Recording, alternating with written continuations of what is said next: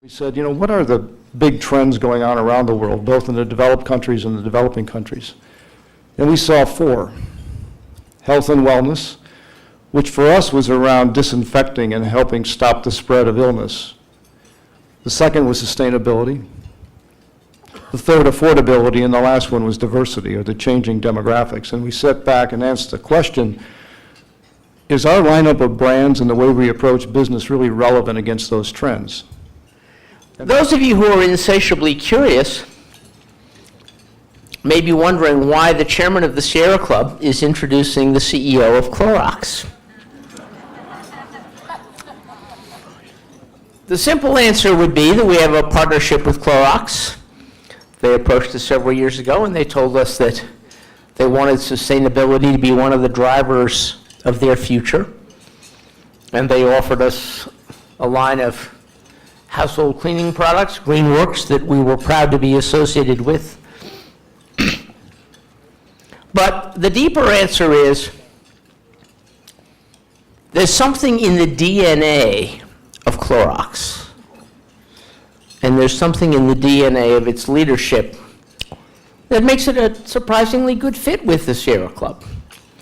Now, you may think I'm being a Bay Area chauvinist, since I live in San Francisco and Clorox is headquartered in Oakland, and perhaps that's true. So please, Big Apple, forgive us. But on the other hand, I want to point out that when I first came to work for the Sierra Club in the mid-1970s, we had on the bottom of our letterhead a quote from our founder, John Muir, which said, when you try to pull one thing in the universe, you find that it is hitched to everything else. And when I first met our first honoree tonight, the CEO of Clorox, and I sat down and began to talk to him, his company makes a water filter called Brita. It's a good water filter. Some of you may have used it. He immediately, from the fact that he made this water filter, began to have a conversation with me about the sustainability of the way we deal with water. And I was impressed. It was a really good first act on. And then as I kept talking with him, he kept pushing me and pushing me and pushing me. So finally tonight, I asked him, okay, what's really important about the DNA of your company? What is your company encoded to do? And he gave me one excellent but somewhat conventional answer: innovation. Any successful company in the 21st century will tell you that its DNA codes for innovation. I have yet to meet a CEO who tells me, we don't innovate, that's our thing, is we don't innovate.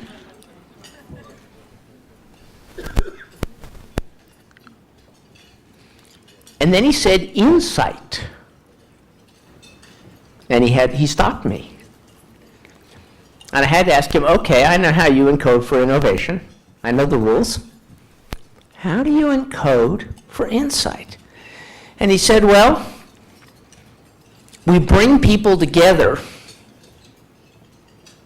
who are asking the same kind of question in different places, and we make them work together. He said, we had people who were listening to customers, we had people who were listening to end users, we had people who were listening to the people who made products, and they weren't talking to each other, and we brought them together. And when he said that to me, I said, aha, this is about bringing people together. This is what John Muir, our founder, said about ecological thinking.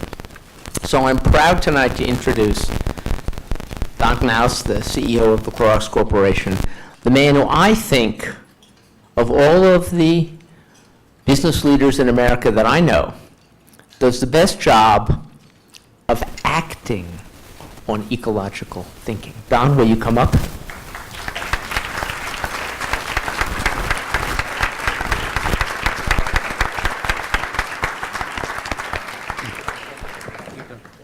Thank you, Carl, and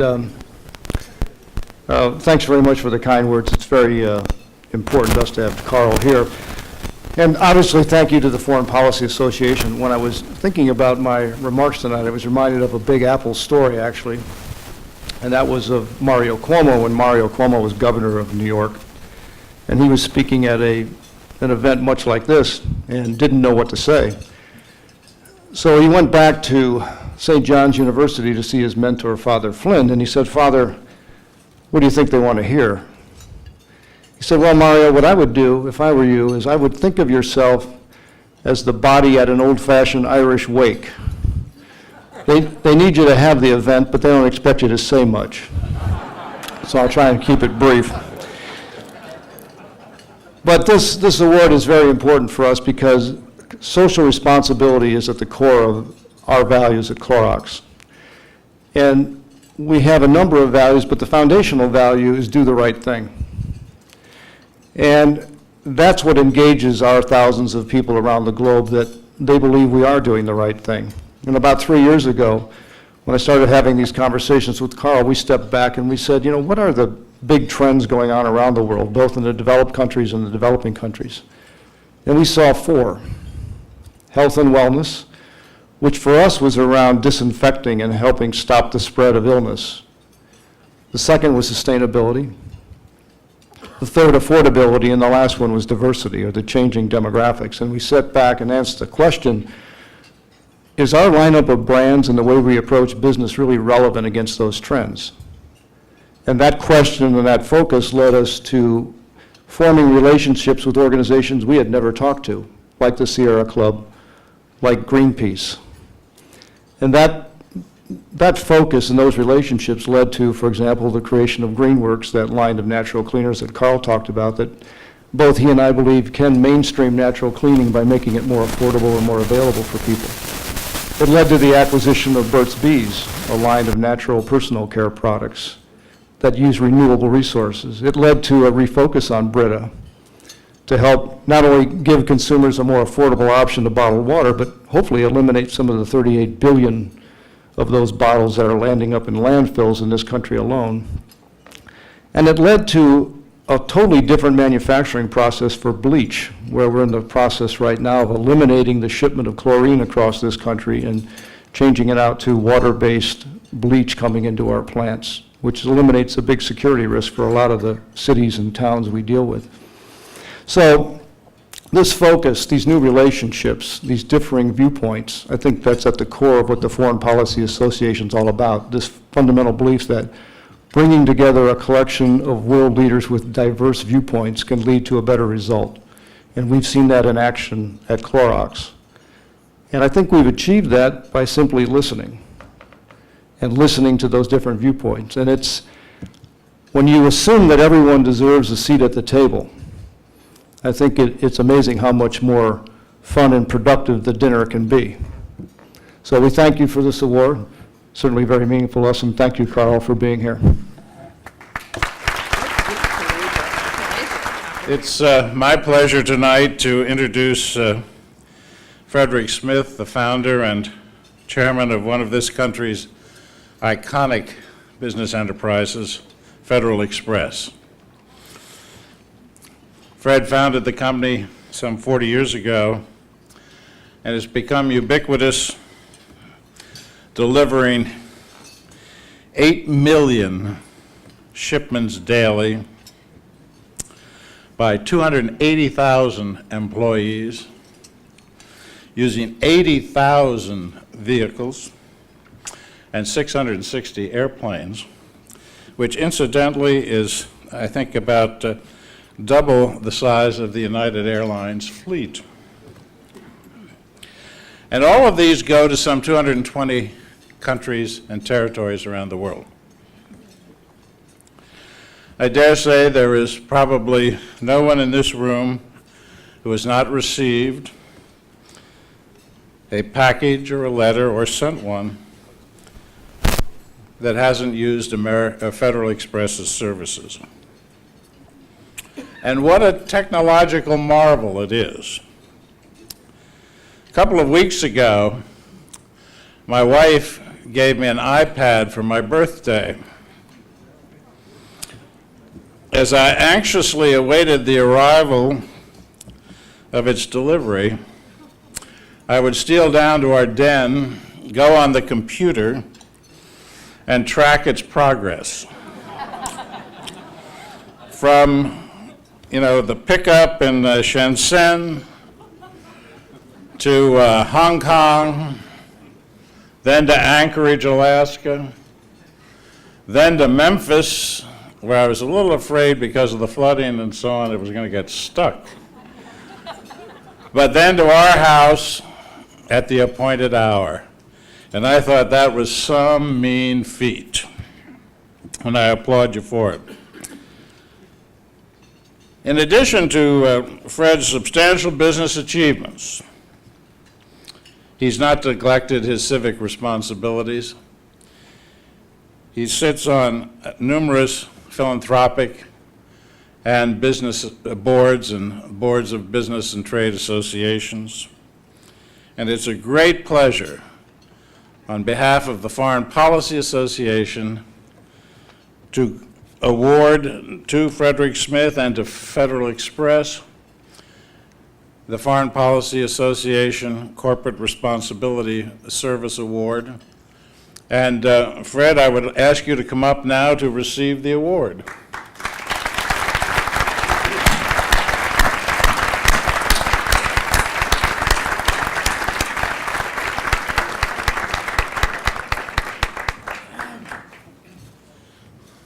Congratulations. Thank you very much. The citation reads, FedEx demonstrates daily that we live in a world defined by the bonds that connect us and not by the borders that divide us. Mr. Frederick W. Smith, as the leader of FedEx Corp., has demonstrated his commitment to good corporate governance and good corporate citizenship in the communities around the world that FedEx serves. We congratulate you. Thank you very much.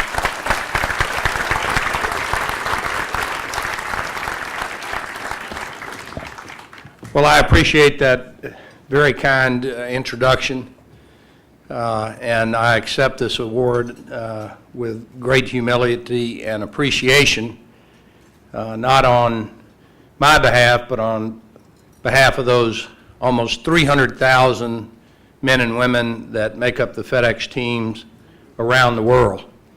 I can assure you that we have a very unique vantage point on many of the issues that this venerable organization deals with on a routine basis.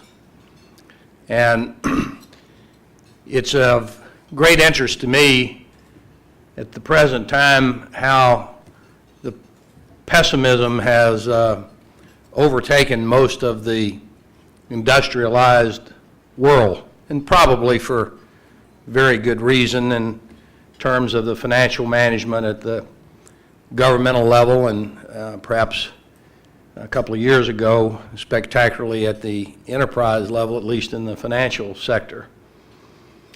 But when you have the window on the world that we do at FedEx every day, carrying these incredible advances in human technology and innovation around the globe, you can't help but have a bit more optimism than you see in the daily press.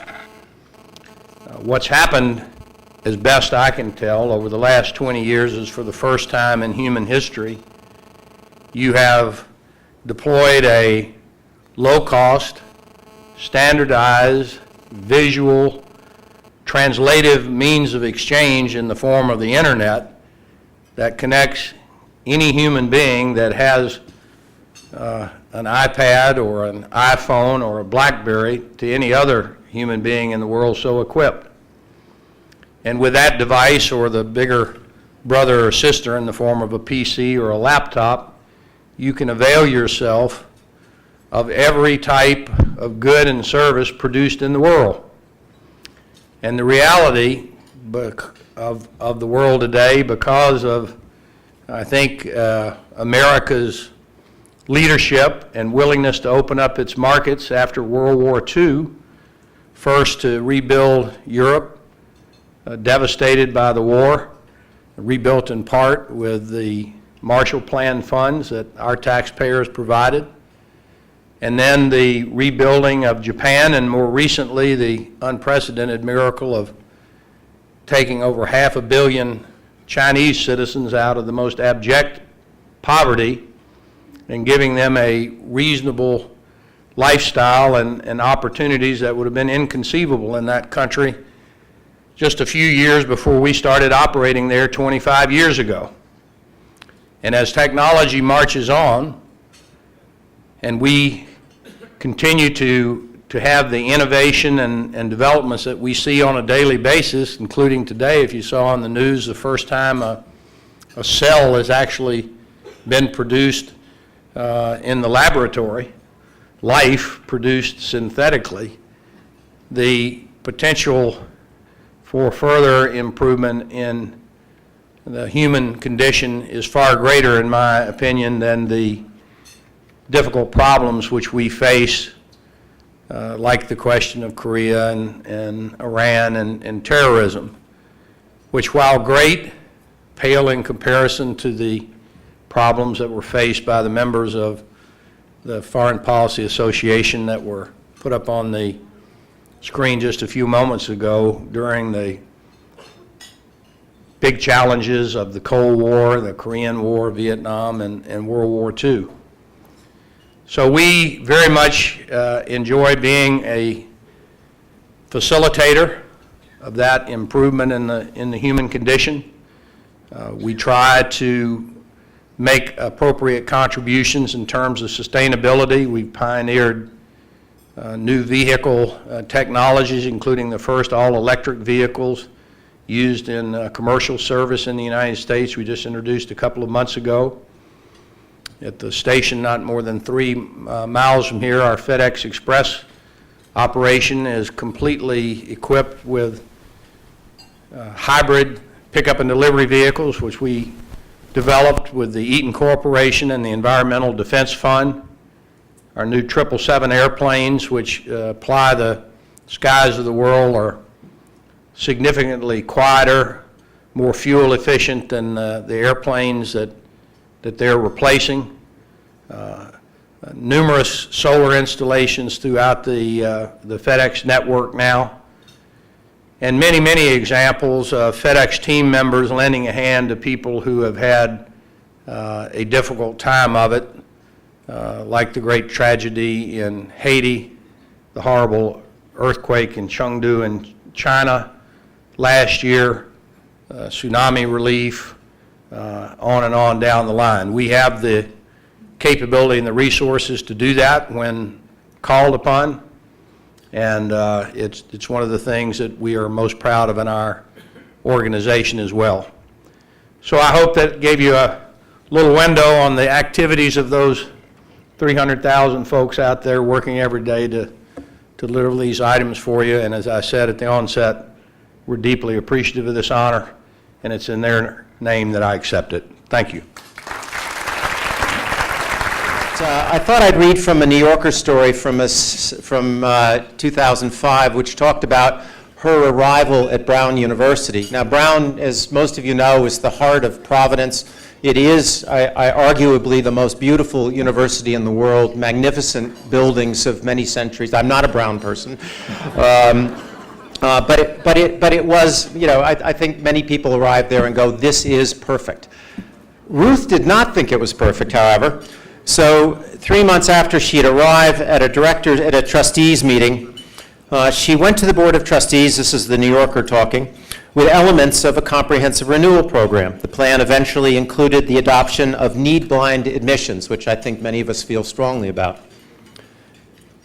The establishment also of 100 new faculty positions, an increase in faculty salaries, constructions of a major new research facility, a new biological sciences building, a new building for the medical school, creation of a series of multidisciplinary centers, renovation of undergraduate living quarters, major investment in the library, major investment in computer facilities. To fund this program would cost $1.3 billion, equal to Brown's entire endowment. After that, she warned the university would have to be in permanent fundraising mode. I'm sure that the trustees fell out of their seats when they heard this, but this is a very determined person, and all has been achieved.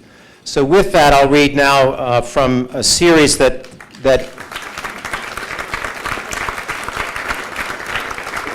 briefly that Newsweek did on the great leaders in America today, and this is just a short quote about that period. When I first got to Brown, I came up with a package of ideas centered around my plan for academic enrichment. It appears to some people to be overreaching, too grandiose, impractical, but it took marshaling of lots of groups to accomplish it, and accomplish it she did. So with that, Professor and President Ruth Simmons.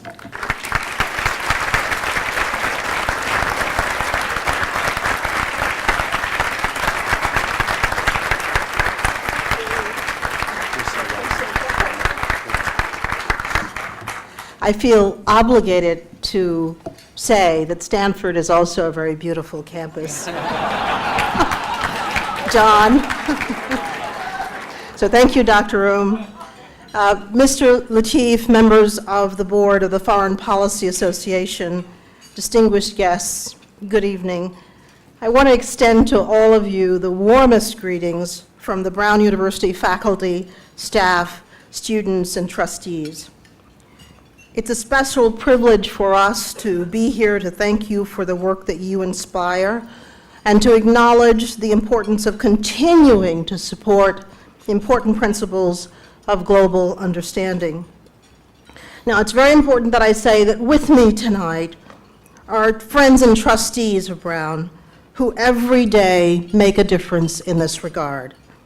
I begin with a note of thanks to Bill Rhodes, a Brown alumnus and past trustee emeritus, past senior vice chairman of Citigroup and a member of the Foreign Policy Association board, who has been a steadfast advisor and leader in Brown's international efforts. Chancellor Tom Tisch, who is here before me, also a Brown alumnus and our chairman of the board. I'm sure he is known to you, no doubt, for his consistent efforts to advance the cause of understanding at home and abroad. In addition, I want to at least acknowledge the presence of a number of people who are of immense help to me in guiding our international efforts and just generally supporting this wonderful enterprise of education. Trustee and alumnus, Trustee Marty Granoff, retired chairman of Valdor, whose compassion and generosity of spirit transcends borders. Trustee Emeritus James Harmon, president and chairman of the former chairman of the Export-Import Bank of the United States. Jim, where are you? Jim, thank you so much. He is our leading supporter of African studies at Brown. Trustee Emeritus and alumnus Ben Lambert, chairman of East Still Secured and the brilliant leader of our Strategic Growth Initiative. Trustee Emerita Robin Newstein, Senior Director of Goldman Sachs, who has been a leader in the role of the arts in international understanding. Trustee and alumnus Ralph Rosenberg, who has been extraordinary in helping us raise funds to do everything that you've heard about. Friend and Brown parent Paul Freeberg, Chairman and CEO of Continental Grain Company and founding member of Brown's China Advisory Council. Friend and Brown parent Parag Saxena, a founding member of Brown's India Advisory Council. I just want to say how grateful I am to all of them for their contributions to making Brown more international. Now, let me say that since I was a young girl, I've been entranced with how individuals of goodwill influence the way that others across the world see their countries. Growing up in the South in the 1950s under a public policy at odds with what I knew to be fair and just, I marveled at the fact that from outside our country, there were voices of comfort and reason questioning our nation's social policies. It was the actions of such people, at home and abroad, that encouraged me to imagine a time when our nation's domestic practices would change. So rather than accept limitations on where my abilities could take me, I worked to improve my mind and to learn about the mysterious world outside of my segregated neighborhood. And I also began to believe that the world would be considerably improved if concern for others was broader than our immediate neighborhood. So at the age of 17, I set off to Mexico to learn Spanish and live with a Mexican family. That was a difficult but stimulating experience, and it instilled in me a lifelong interest in continuing this wonderful journey around the world to deepen my understanding of how to affect positive human relations. I subsequently added French to my course of study and traveled to France the following year with the experiment in international living. So all these organizations that make it possible, think of that.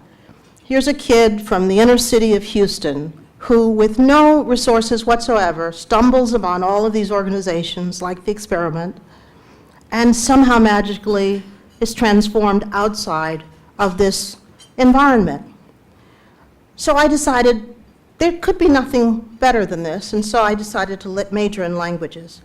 And my decision to focus on languages made a good deal of intellectual sense to me, but at the same time, choosing language study was an act of defiance and a fitting response to the narrowness and insularity that segregation bred. To choose international study was to break the color line, to overturn career restrictions, and to learn without the weight of cultural stigma. Now, because of that choice, it has been my great fortune to have a career in which at every turn, involvement in world cultures and affairs has been not only possible, but central to my daily work. Universities have gone a long way in improving on their approach to internationalization, and I'm delighted. I was telling somebody at the table that when I first started my career, all of us internationalists were sort of shoved off to the side. Today, internationalization occupies the center in our universities, and I think that's a very good thing.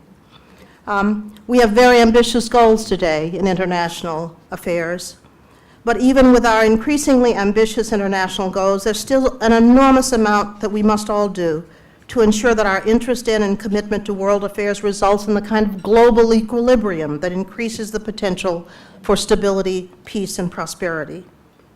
In university life, I'm proud to say, where the sharing of knowledge across borders is widely acknowledged and accepted, and where modern tools greatly facilitate shared learning, scholarship, and research, there is great hope and growing evidence that we can make a major contribution to that equilibrium through access to learning. Mindful of the time, I'm going to skip to the end of my comments. There's so much I could tell you about Brown. It really is such a wonderful place. I hope you'll allow me to say that. It is a wonderful place because our students are so involved in international life and because they believe passionately that it is their duty to be involved and to be knowledgeable about world affairs, and I'm very proud of that. I think universities will continue their important work in crossing borders, but I hope that we can also increasingly extend this work to inner cities and remote areas, to minorities and working class men and women, because after all, they too will help to elect informed leaders. They too will prepare their children to embrace or forsake global understanding. They too hold the key to advancing the cause of international understanding. The participation of all citizens in world affairs could not be more urgent than in these troubled and volatile times. So I'm especially pleased to stand with you in this endeavor, and I thank you most sincerely for the honor that you bestow on me tonight. Thank you. Let me give you the award.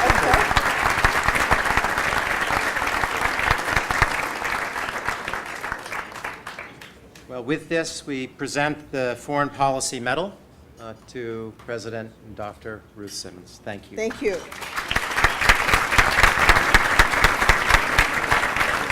Now, It's very nice jewelry. would you like to wear it? It's a bit heavy. Security at the airport. Good evening. It is my great pleasure to introduce Dr. John Hennessy.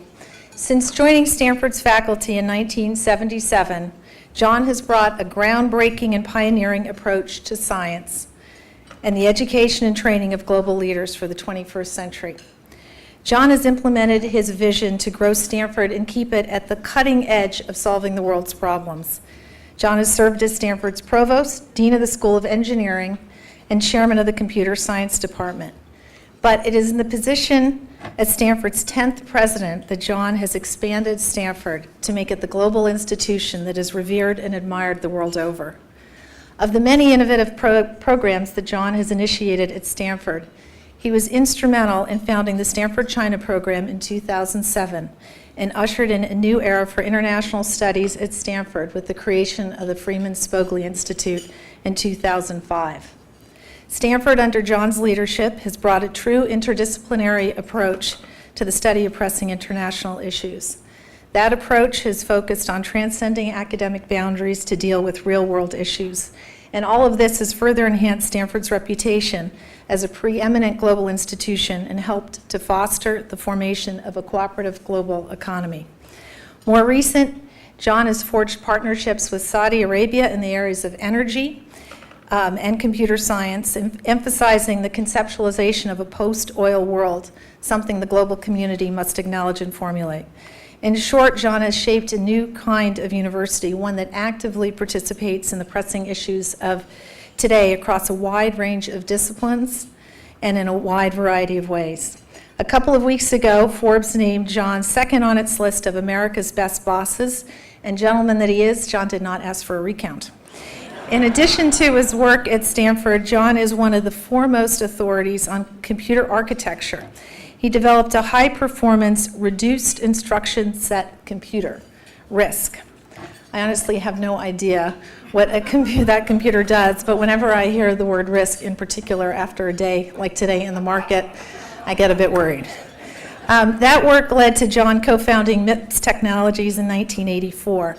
He is a member of both the National Academy of Sciences, the National Academy of Engineering, and a fellow of the American Academy of Arts and Sciences.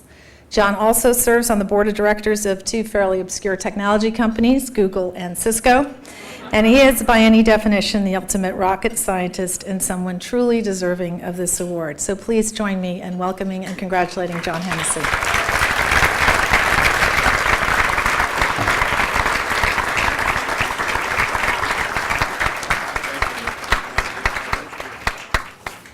Well, thank you, Ruth.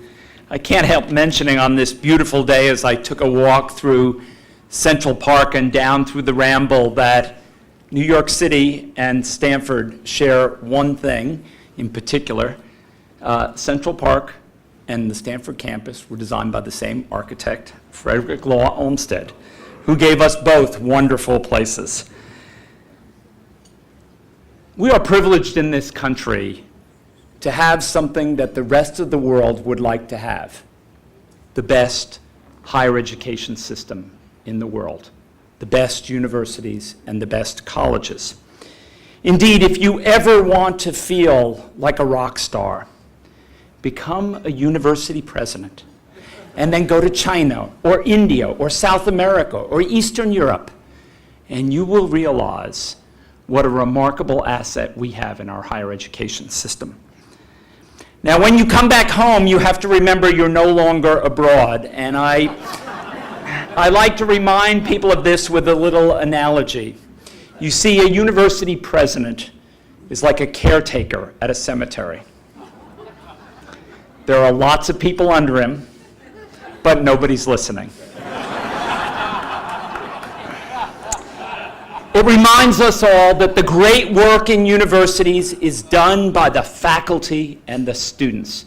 And increasingly, whether that work is in research or teaching, it is implicitly and very much international in its perspective. It happens in our research, whether it's the work that Secretary Perry and Secretary Shultz are doing on trying to make nuclear weapons a thought which we no longer have to worry about, that obviously has an international dimension. It happens in the work that my colleagues are doing in the Center for Democracy and Development to try to figure out how we move from an authoritarian style of government to a democracy, Certainly a problem that we've learned is much harder than we anticipated in Iraq and Afghanistan. But it happens in our education as well, when we bring a young person from around the world to get their education at Stanford. The very first student who graduated about 8 years ago from Mongolia, a young woman who appeared on our campus. I thought she was 22. It turned out she was 30, and her 15-year-old son was with her. 15-year-old son at the age of 30. She completed a degree in international policy studies, her master's, and is now back leading the democracy movement in Mongolia. Or the students we send abroad to try to help them understand what it means to be a global citizen. And we send them around the world. We send them to Asia and Africa and South America and Europe.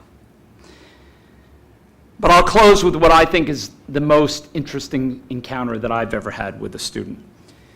On the day of my inauguration, we were having a reception in the main quadrangle after the inauguration. And up walked a young man dressed in a Maasai warrior outfit and handed me a leadership staff. The leadership staff had been made by the elder of his village, and he was now giving it to me, as he said, because you are now the elder of my new village. Well, this young man continued his work at Stanford. That was in 2000. The next fall, in 2001, he was headed back to Kenya for a short visit home before the school year began, and decided to stop in New York City to visit another Kenyan student who he happened to know. He was here on 9/11. Obviously, his trip was interrupted, but after about 2 weeks, he managed to make the trip home. He went back to his villagers and told them of the great tragedy that had happened in New York City. The villagers took up a collection of the most valuable asset that the Maasai have, their cows, and donated them to the city of New York. You may have remembered that headline in the New York Times, 14 cows for the city of New York. They took a simple view. This country was giving their young man a great education, and they had to give back in this moment of tragedy. The story reached its final conclusion recently when he graduated, and we brought the elder from his village over. And the elder sat down with me, and with the help of Camille, our student, he translated. And he said to me, well, I want you to know that those cows are still there, and they're all American cows, and so are all the babies. It is a reminder that in this century, no country can be an island, and the more we interact and mix with people around the world, the better we will make the world. I've had the tremendous privilege as president of the university to travel around the world and represent Stanford and represent higher education. And I have loved doing that. I've also had the great privilege of having a wonderful person supporting me there and helping me as co-ambassador, and my wife, Andrea, for more than 35 years. And it has truly been a joy to represent that. Thank you for this wonderful award, and thank you to the association. Thank you. You need to get the award and get a picture? Okay. Thank you. It is my pleasure this evening to present an award to Don Kendall. And I had the opportunity to sit next to him at dinner this evening. And I can only tell you that what I'm about to share with you doesn't even come close to representing the remarkable career that this man has had. Truly remarkable. I didn't need these last year, by the way. Donald Kendall is co-founder of PepsiCo and was chairman and chief executive officer for 21 years before his retirement in May of 1986. Mr. Kendall served as chairman of the board's executive committee from 1986 to 1991. Mr. Kendall, a National Business Hall of Fame laureate, has been recognized as one of the giants of American industry. Not only did he build one of the world's premier consumer product companies, he also used his position in business to serve his nation, to advance the cause of international understanding, and to promote human equality and justice. Mr. Kendall joined Pepsi-Cola Company as a fountain syrup sales representative, following distinguished service in World War II as a naval aviator. He advanced from sales to managing a sales crew to managing sales for all company-operated plants. By 1957, Mr. Kendall had become president of Pepsi-Cola's overseas operations, and under his leadership, the number of countries in which Pepsi-Cola was available more than doubled, while sales tripled. In 1965, Mr. Kendall engineered the merger that brought Pepsi-Cola Company together with Frito-Lay to create PepsiCo. Mr. Kendall was appointed President and Chief Executive Officer of the new company. He was elected Chairman and Chief Executive Officer in 1971, a position he held until his retirement. Under Mr. Kendall's leadership, PepsiCo became one of the largest corporations in the United States. PepsiCo divisions also expanded their operations to new areas of the world, including the former USSR, where Pepsi-Cola was the first foreign consumer product to be sold, and to the People's Republic of China. Mr. Kendall has been widely recognized for his contributions to American business. In 1987, the Board of Editors of Fortune magazine selected Mr. Kendall for induction into the National Business Hall of Fame, where he joined such business legends as Andrew Carnegie, Thomas Edison, Alfred Sloan, and John D. Rockefeller. This award recognizes outstanding business leaders who have contributed significantly to the growth of the private enterprise system and of this country. A native of Sequim, Washington, Mr. Kendall attended Western Kentucky State College. He is the recipient of an honorary doctorate of law from Stetson University, an honorary doctorate of law from Babson College, and a Doctor of Laws from Gonzaga University. Mr. Kendall also received Doctor of Humane Letter degrees from Mercy College, Manhattan College, the State University of New York, and Long Island University. Now, I must just add one thing before I bring Don up here. During dinner, I noticed that he ordered a Pepsi more than once. And I couldn't help but ask him, what happens if you go to one of those rare places that doesn't offer Pepsi but offers Coke instead? And his answer was simple. I simply order water. It is my sincere pleasure to present Donald N. Kendall with the Foreign Policy Association Medal.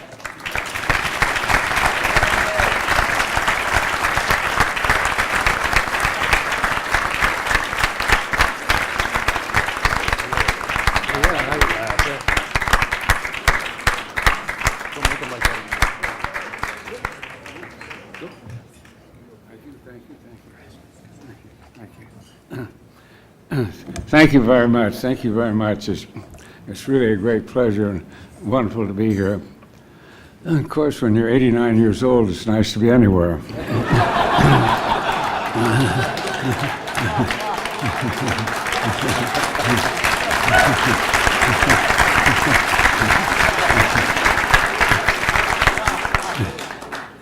I thought that I was probably being recognized more for what I did in international rather than a total bio. So I'll tell you some of the funny stories about international. I was the first one to open up Russia. I went there actually in 1959 with Nixon, when Nixon was vice president. And a lot of you probably don't remember that Eisenhower and Khrushchev at that time wanted to try and get the relationship started between the two countries. And Russia had a big exhibit over here, and the U.S. had one in Russia. And I decided to go over there. Most American companies were refusing to go. But I decided to go because our friend Atlantic Coca-Cola had most of Western Europe. They went in World War II and got a strong position in Europe. So I decided, why not get Eastern Europe?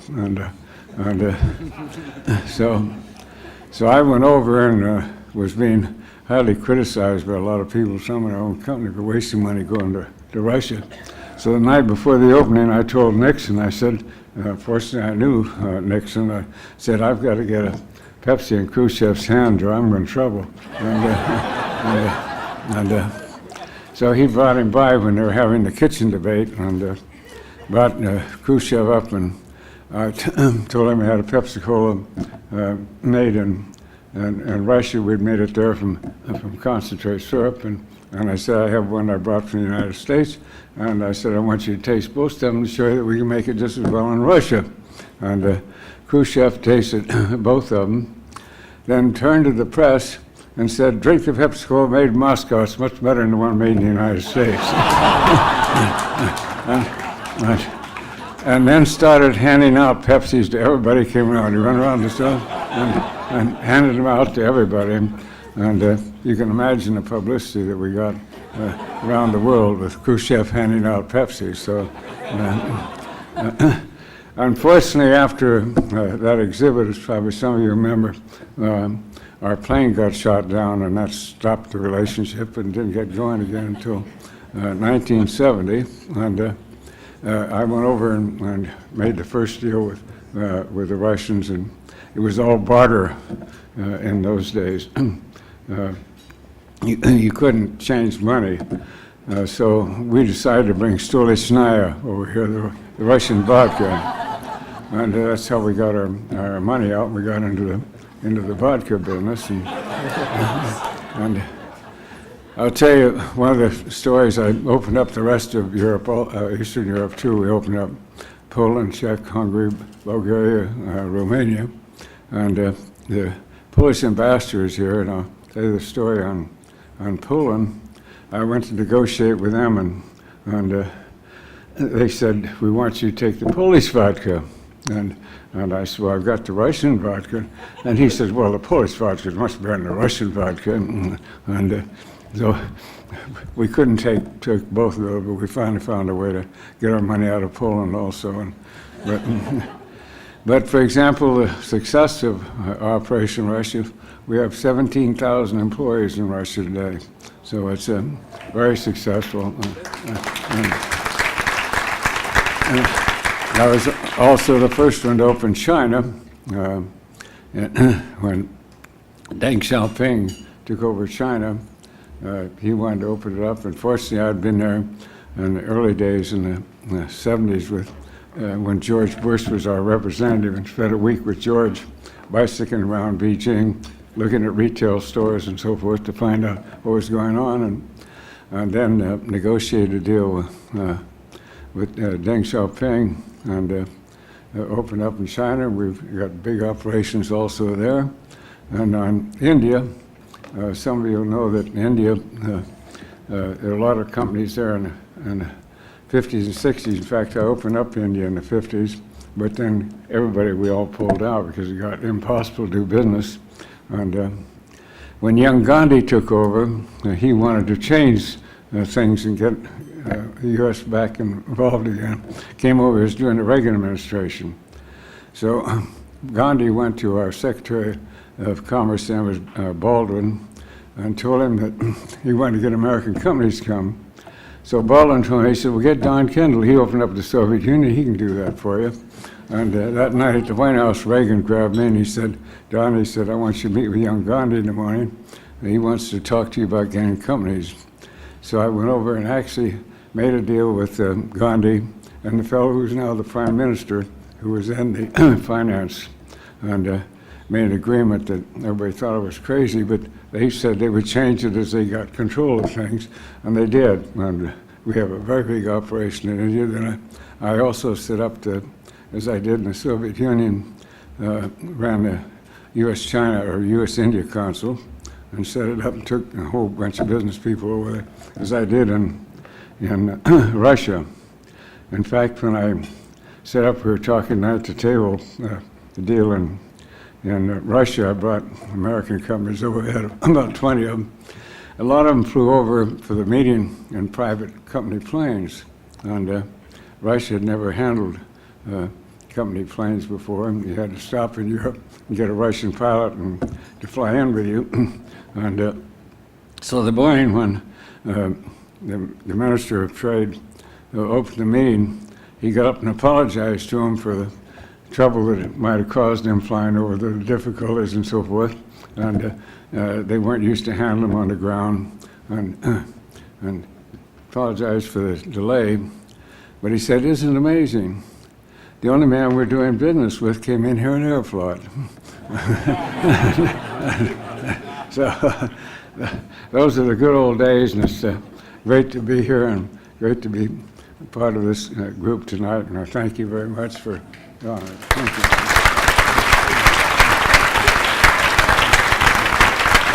Present you with the Foreign Policy Association medal.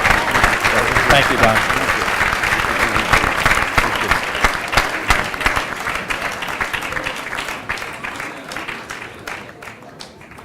Well, with the cooperation of 5 amazing people, I hope you enjoyed your dinner tonight.